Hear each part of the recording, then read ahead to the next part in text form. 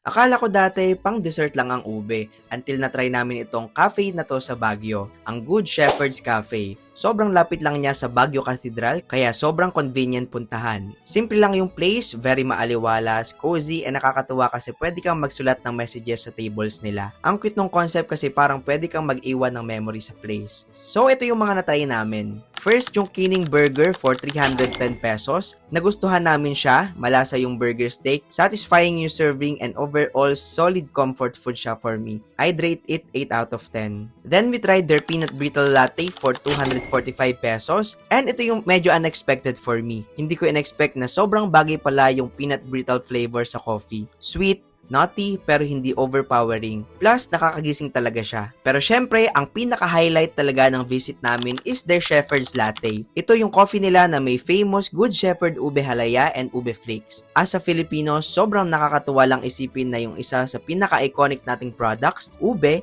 pwede palang gawing coffee. And sobrang sarap niya. Creamy, comforting, and surprisingly, bagay na bagay yung ube sa coffee. Both coffees for me are easily 9.5 out of 10. So, if mapadpad kayo sa Baguio, this cafe is definitely a must try. And let me know if you'd actually try ube coffee too kasi honestly, na-excite ako dito more than I expected.